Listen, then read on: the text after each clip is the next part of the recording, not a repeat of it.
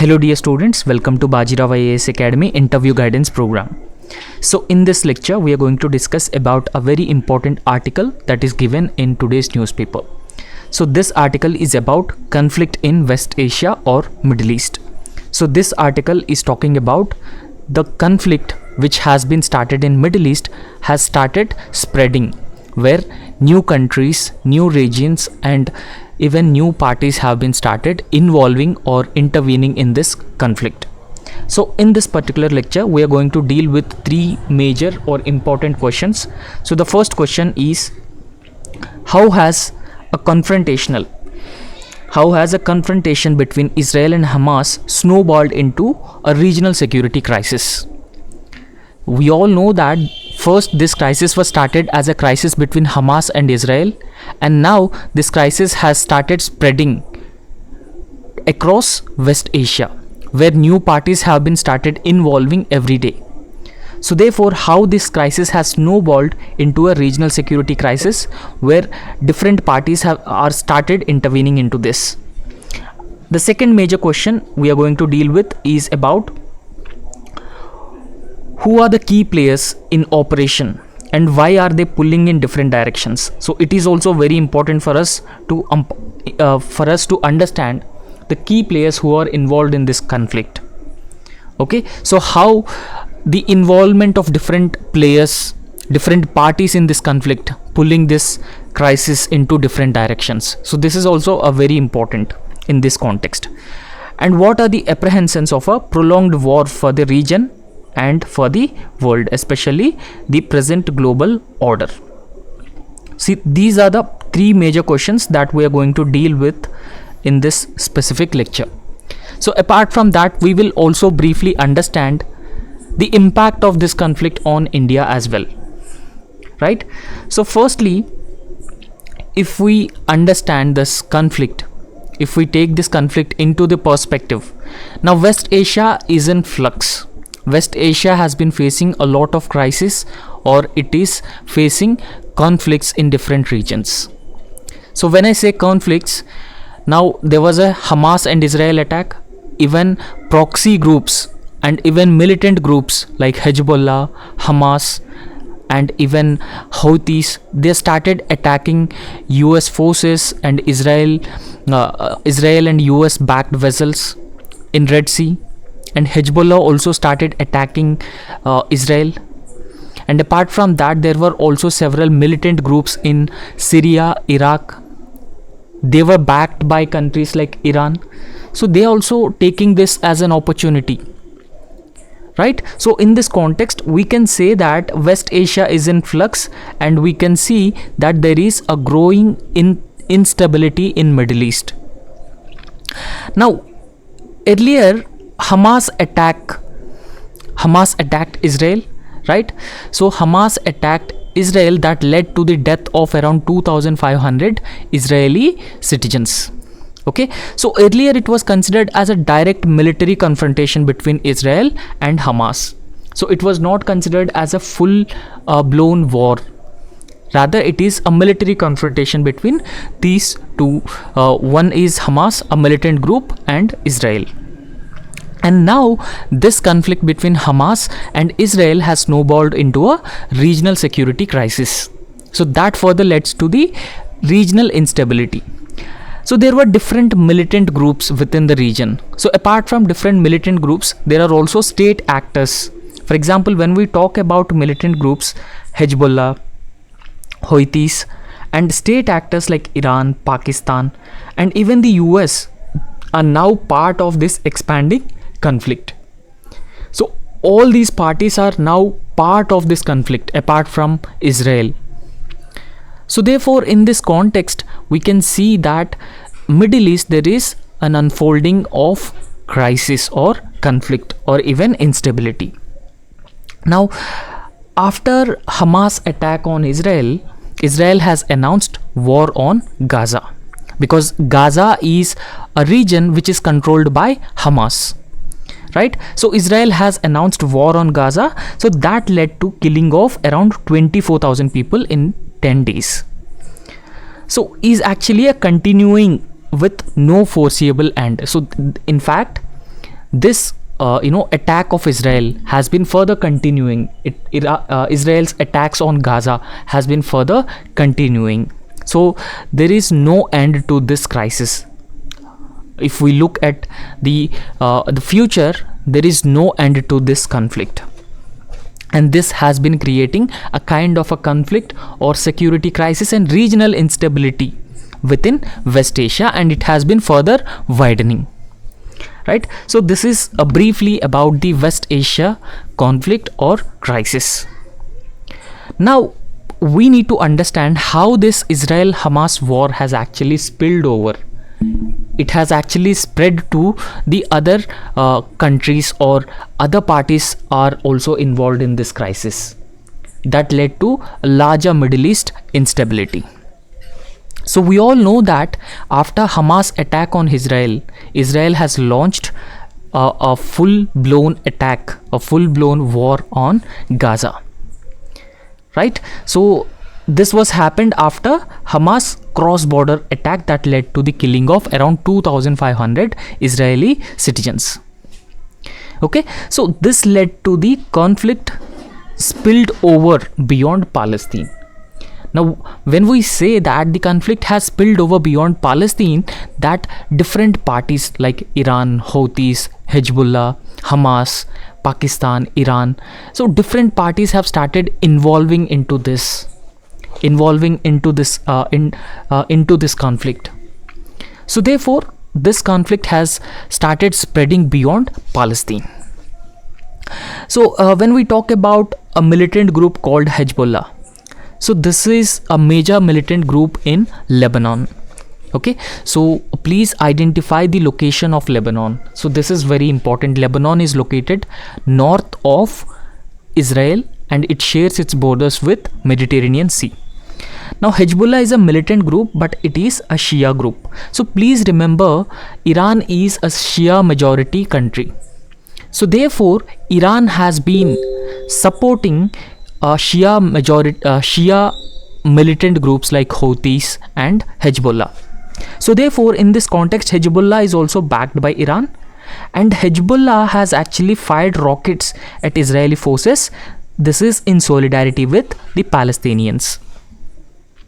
Right? So apart from Hamas, Houthis are also attacking Israeli vessels and US vessels also, because US has been supporting Israel. Similarly, Hezbollah has also started firing rockets into Israel in solidarity with the Palestinian. So in retaliation or in response, Israel has also started attacking this militant group in Lebanon. Okay, so I hope you have understood the things which have been going on in Middle East.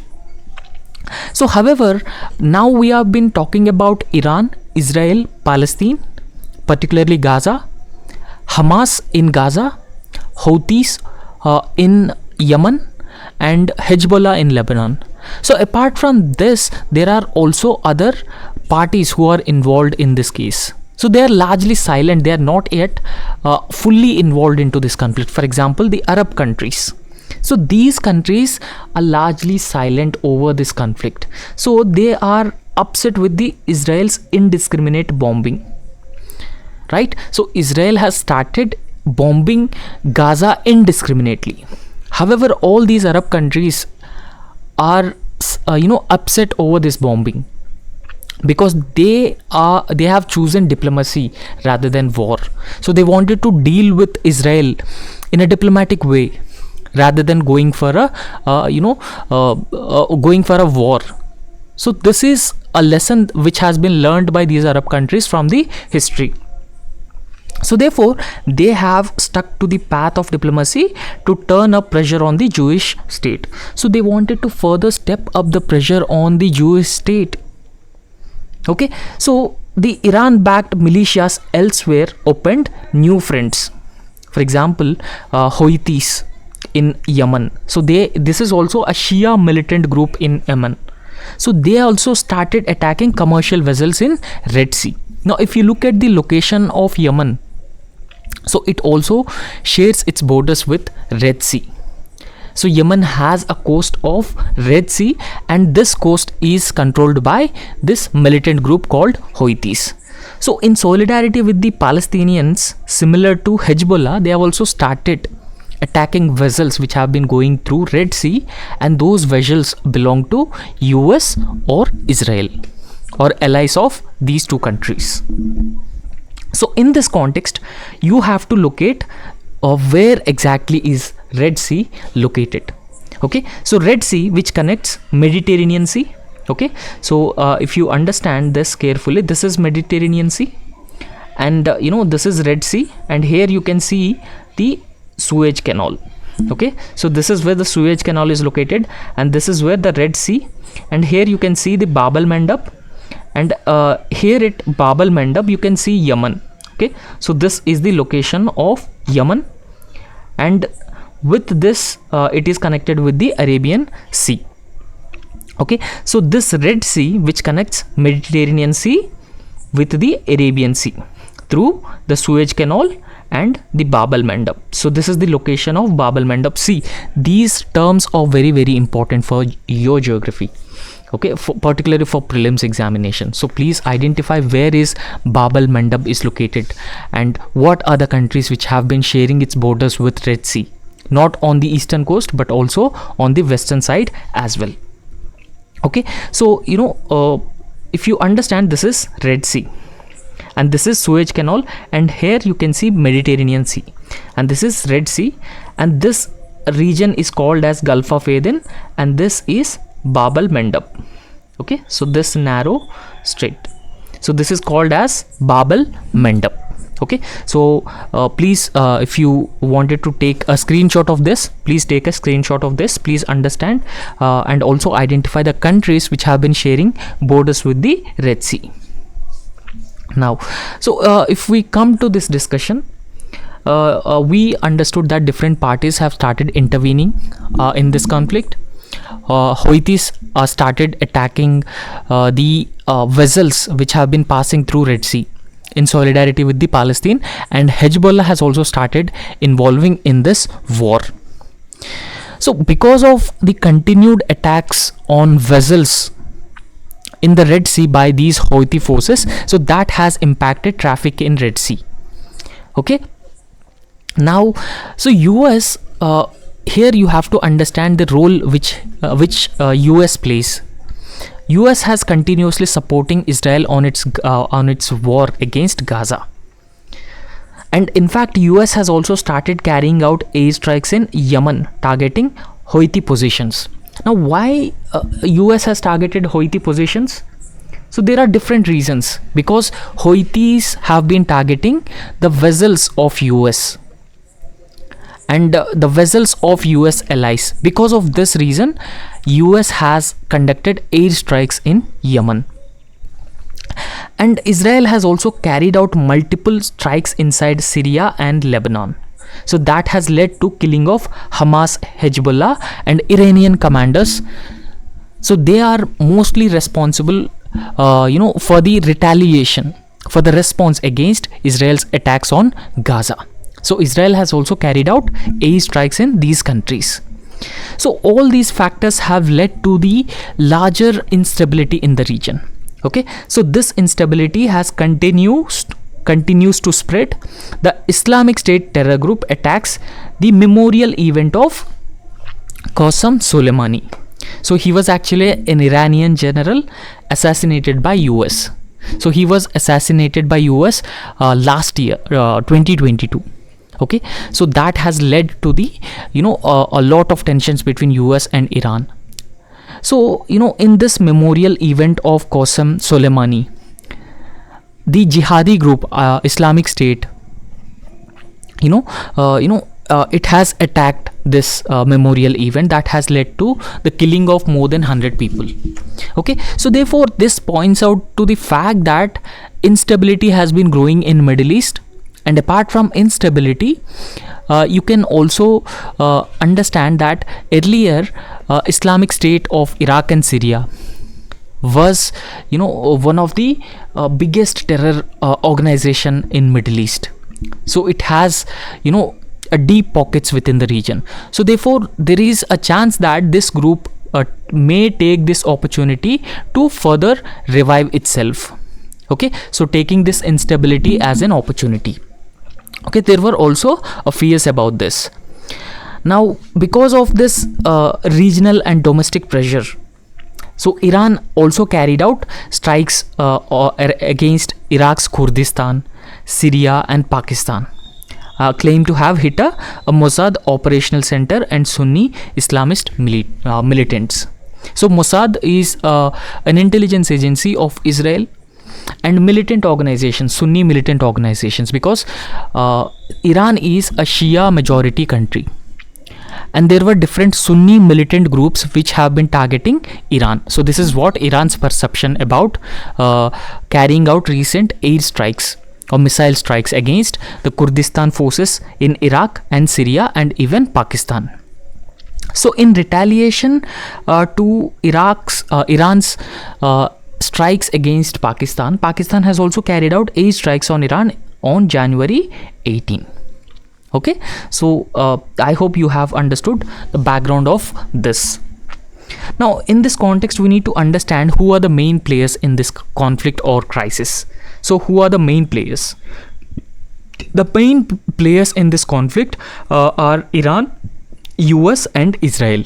So apart from these main players, there are also several non-state actors who are involved in this. The militant groups, Hezbollah, Hamas, Houthis.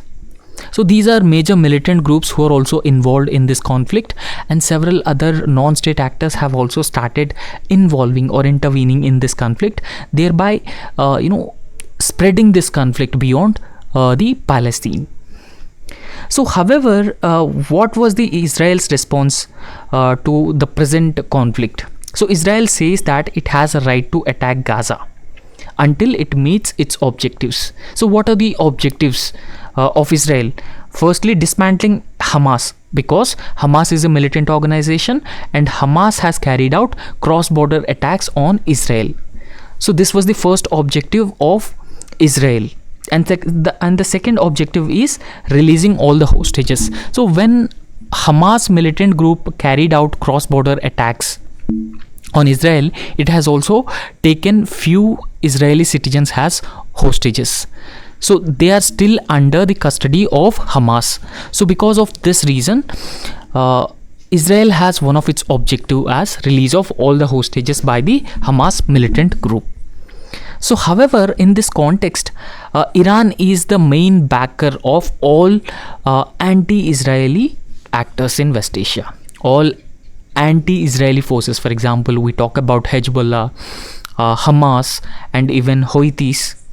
So all those Shia militant groups are backed by Iran, and Iran and Israel are also rivals. Okay, so apart from that, if you carefully understand why US intervened or involved into this, okay, US also has certain objectives. So because of this reason, US has also started involving in this conflict in the region. So one objective is, so it wanted to ensure the security of Israel, because Israel is an ally of US. Okay, so Israel is considered as an all-weather friend of US. So because of this reason, it is in US interest to ensure security of Israel. So this is the first objective. And the second objective is in order to ensure the security of American troops and American assets which are deployed in West Asia. Okay, so America also has certain interests in West Asia. In order to protect those interests, it has deployed forces into this region. So therefore, the security of American troops and assets is also a priority of US. And apart from that, preserving US-led order in the region. So US has established an order in the region. So therefore, preserving the US-led order in the region is also one of the objective of US. Okay, so these are the main players: Israel, Iran, and US. And we have also understood why they are intervened in this conflict. Now, apart from this, we need to understand what exactly this means for regional security. Okay, so what does this mean for a regional security? And of course, it creates more and more instability in the region. Okay, so West Asia can be called as unstable West Asia. Okay, so because West Asia has also seen conflicts in the past between nation states, for example Iran, Iraq, Israel and Arab nations. So it has also seen several wars between these countries and even between the non-state actors, for example Israel's wars with Hezbollah and Hamas militant groups. So but the conflict of the present conflict is different from the past. Okay, so presently the region has been expressing or witnessing a widespread security crisis involving both powerful states as well as non-state actors, right? So now powerful states and non-state actors have also started involving or intervening in this conflict. Okay, so in the past US had retained a dominant position in the region. So US used to enjoy a dominant position in the region, particularly in West Asia.